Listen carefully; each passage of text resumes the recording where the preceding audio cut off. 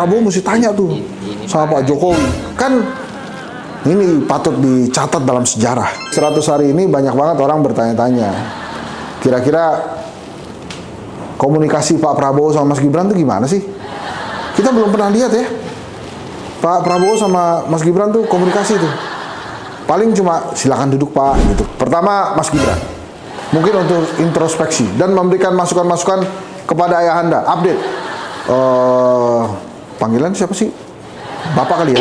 Pak, kondisi IKN seperti ini. Jadi Mas Gibran membayangkan. Buat anak-anak SD yang belum pernah lihat kunang-kunang, pergi ke IKN. Dulu kita percaya kunang-kunang adalah binatang anti kuntilanak.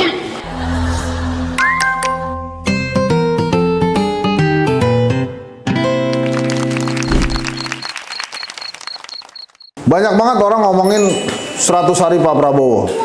Ya, di jangkrik bos ala Henry Satrio kita cuma ngomongin 100 hari Pak Prabowo. Tapi kalau dirunut-runut ya, 100 hari Pak Prabowo ini banyak banget yang nanyain reshuffle kapan. Jadi waktu itu ini saya sering ulang-ulang.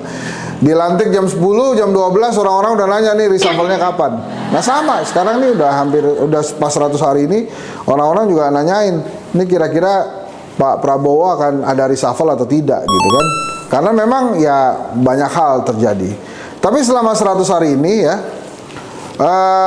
Pak Prabowo tuh dalam pidato-pidatonya seperti mengisyaratkan bahwa bantuin gue dong, negara ini tuh nggak punya uang gitu. Misalnya dia bicara tentang mari berhemat atau perjalanan ke luar negeri atau perjalanan dinas itu dipotong setengahnya, kita sudah menghebat sekian triliun. Kemudian juga koruptor diampuni deh kalau uangnya dibalikin, itu juga masalah uang.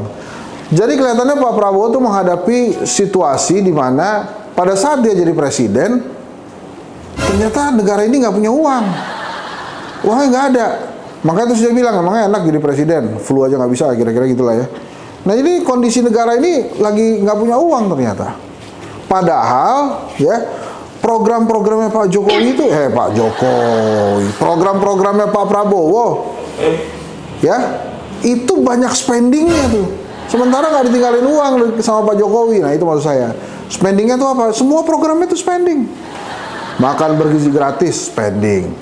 Penghapusan utang UMKM, spending. Perjalanan dinas ke luar negeri, spending terus. Sementara pemasukannya kemarin nggak jadi tuh yang penyesuaian pajak 12%. Nggak jadi. Terus kita mau punya uang dari mana kalau gitu? Utang lagi nih. Ya itu kan ya problem juga kan, tahun ini katanya kita mesti bayar utang bunganya aja 800 triliun. 800 triliun bayangin aja. Buat makan bergizi gratis sampai Juni 71 triliun. Kalau bayar utang 800 triliun berarti bayar utang itu lebih dari 10 kalinya makan bergizi gratis tuh, bayar utang itu tuh mau ngapain ya? Nah, itu Pak Prabowo mesti tanya tuh sama Pak Jokowi. Kan ini patut dicatat dalam sejarah. Komunikasi antara Presiden Prabowo dengan Presiden Jokowi, Presiden ke-8 dan Presiden ke-7 ini baik. Pertama kali dalam sejarah. Kenapa saya bilang pertama kali dalam sejarah? Belum pernah ada presiden sebelumnya dan presiden yang baru komunikasinya bagus. Soeharto sama Soekarno nggak bagus. Bu Mega, Pak SBY nggak bagus. SBY Jokowi nggak bagus juga. Cuma Jokowi dan Prabowo ini bagus. Ini makanya perlu ditanya tuh Pak Prabowo ngobrol lah Pak Jokowi. Pak, ini gimana Pak duit Pak? Saya ini banyak flagship program saya yang membutuhkan uang banyak.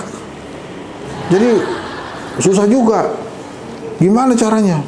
Terus Pak Jokowi jawab, iya, saya juga sudah janji tuh PSN. Ada tuh proyek strategis nasional. Pak Prabowo nanya, janji sama siapa Pak? Ah, Bapak kayak nggak tahu aja, kata Pak Jokowi.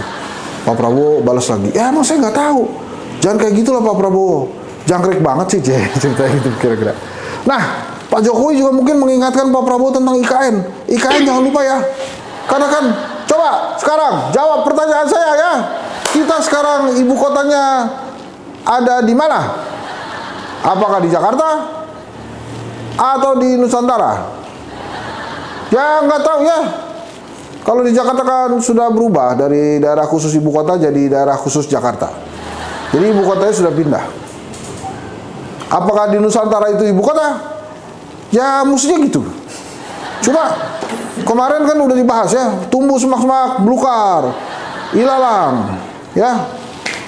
Aduh, kasihan banget tuh. Jadi hijau semua emang di sana. Jadi kalau dilihat ya hijau balik lagi jadi hutan kan. Tapi kemarin Menteri ARA itu udah bilang 36 rumah dinas pejabat menteri itu sudah siap digunakan. 36. Jadi para menteri silakan.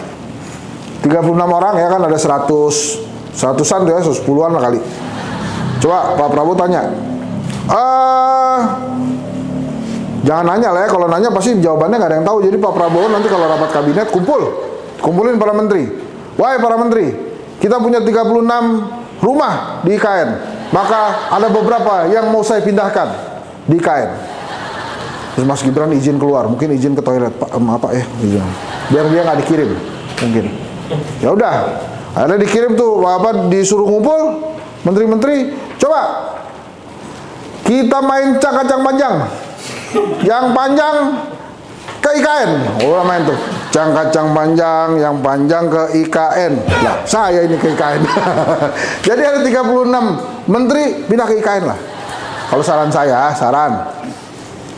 pertama Mas Gibran, mungkin untuk introspeksi dan memberikan masukan-masukan kepada ayahanda, update. Panggilan siapa sih? Bapak kali ya, Pak. Kondisi IKN seperti ini. Jadi Mas Gibran membayangkan.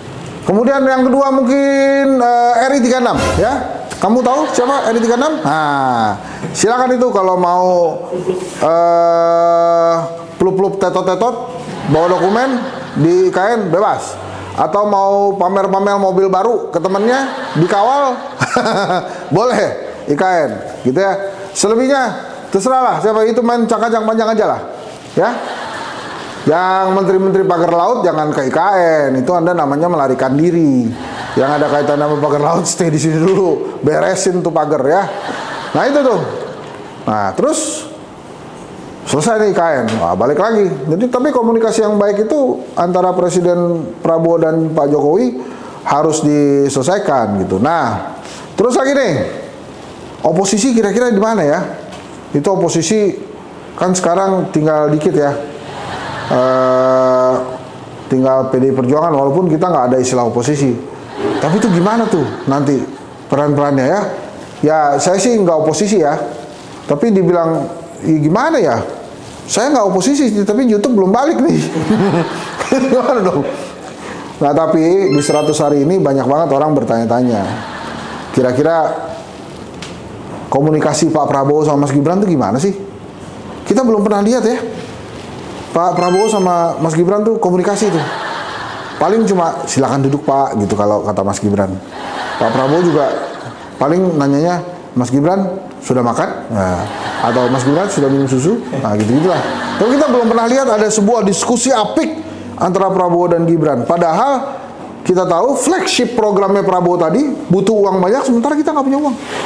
Mungkin diajak ngomong ya antara presiden dan wakil presiden. Kecuali emang agak-agak takut-takut gitu. Daripada masalahnya setelah ngobrol makin ngejelimet ya. Dia nggak usah ngobrol. Kan ada teori psikologi tuh kalau nggak salah. Jangan menceritakan masalah kepada orang yang tidak tepat. Nanti tambah masalah.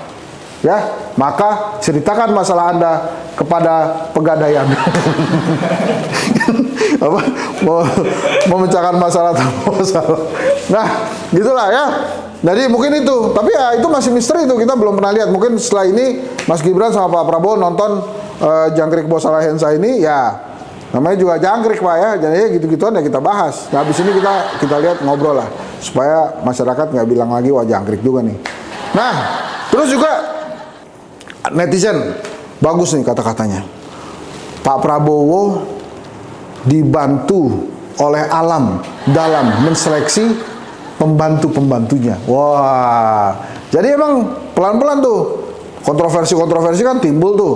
Ada yang minta 20 triliun, ada yang pakai kop surat untuk acara keluarga, tiba-tiba ada insiden es teh, terus ada RI 36, ada menteri yang didemo sama karyawannya, saudara-saudara. Untuk kali pertamanya dalam kehidupan kita bernegara, ada menteri yang didemo sama karyawannya. Terus kemudian ada case pagar laut. Belum lagi ada menteri yang ngaku ngangkat staf khusus, nggak tahu sejarahnya gimana. Untung aja cuma buzzer, kalau teroris bagaimana, saudara-saudara? Nah itulah dia kontroversi pembantu-pembantunya presiden. Nah ini ada kaitannya memang dengan etika politik, ya. Apalagi orang dekatnya presiden baru-baru ini habis marah-marah sama anak-anak SD. Ayam gak enak, pala lo PA. Wah, situ cobain. Makanya anak-anak itu biasanya kalau enak dia bilang enak, kalau nggak enak dia bilang nggak enak. Kenapa? Batasnya anak-anak itu cuma dia enak nggak enak karena bukan dia yang bayar. Kalau ada bayar ya habis itu ya komplainnya banyak. Tapi ini kan masalah, kalau nggak enak ya udah nggak enak aja. Mungkin juga keasinan, mungkin juga ayamnya keras, mungkin juga ayamnya bukan ayam, nggak tahu juga lah kita ayamnya bukan ayam, maksudnya gimana sih? Jelas nih.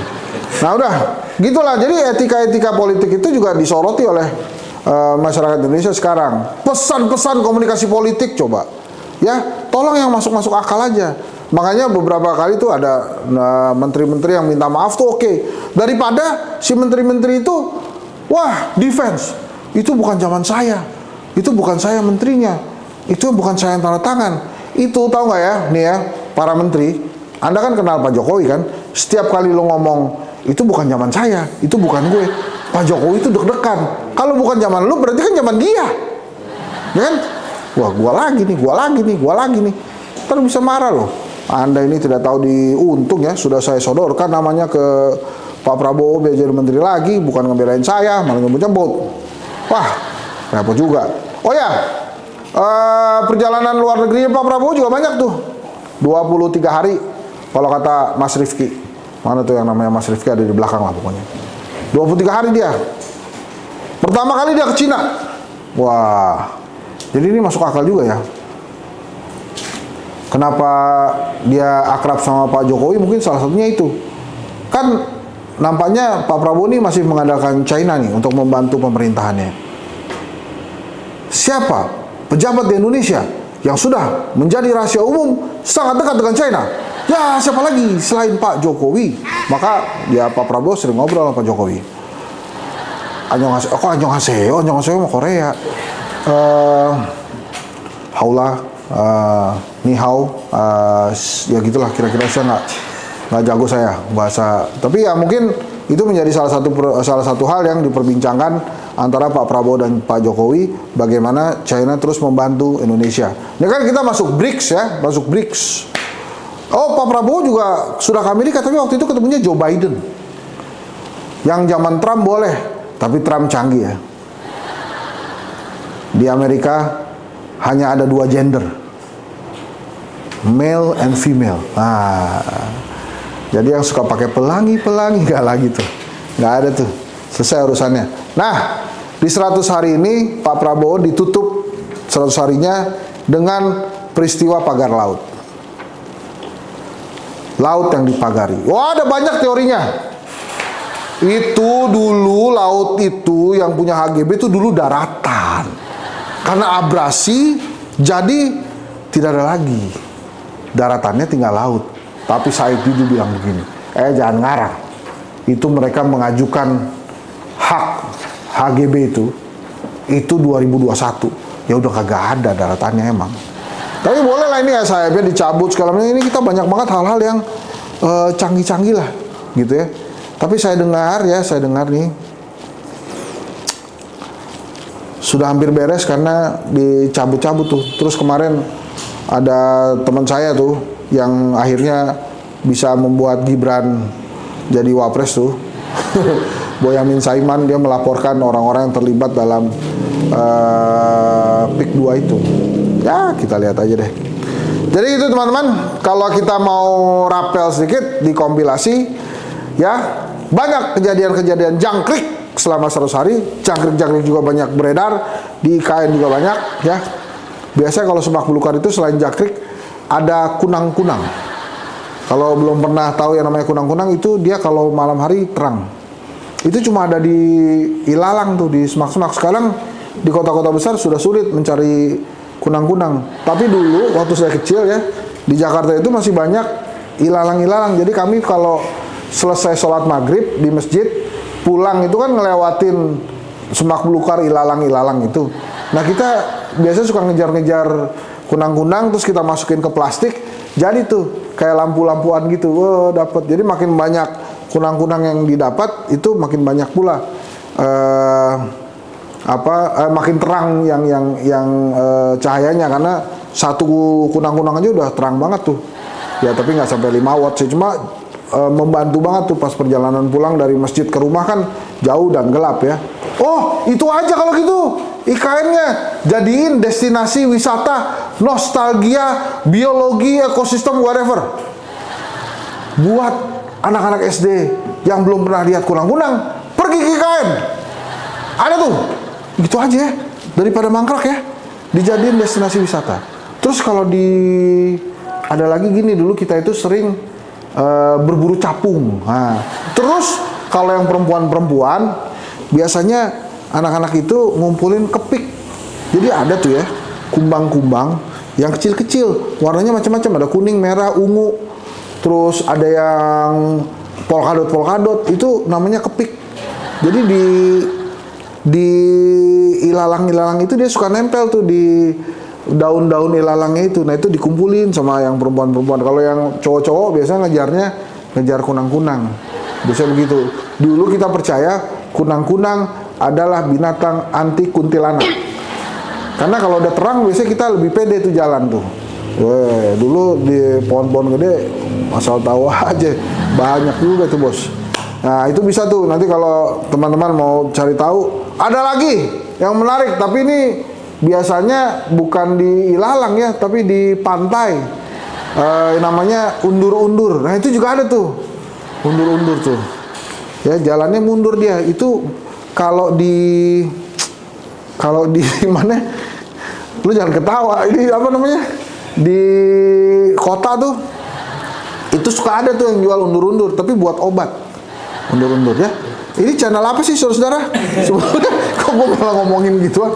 Nah jangkrik juga banyak. Biasanya jangkrik, tapi itu buat pakan burung biasanya. Kalau yang punya burung murai dikasih jangkrik tuh suaranya jadi bagus. Krik krik krik gitu. Ya, gitu ya. Itulah kira-kira 100 hari. Sebetulnya begini ya, kalau membahas kontroversi 100 hari pemerintahannya Pak Prabowo, lebih dari 100 hari juga kita membahasnya. Tapi ada istilah bagus lah, ada bygone be bygone. Atau kita pakai teori spion. Teori spion itu ya, kita melihat ke belakang untuk maju ke depan. Nah, itu spion tuh. Spion, kaca spion, bukan spion Intel, bukan kaca spion, itu kan gitu. Kita lihat belakang biar kita bisa maju ke depan. Nah, itu kita gunakan evaluasi 100 hari itu untuk ke sana. Dan kalau mau di reshuffle aja. Dan bagi para menteri yang kena reshuffle biasa aja. Kan sebelum Anda jadi menteri, Anda juga orang-orang biasa kan. Seperti saya nih kan, ya. Ya udahlah. Jadi tonton terus ya, Jangkrik Bos ala Dr. Hensa.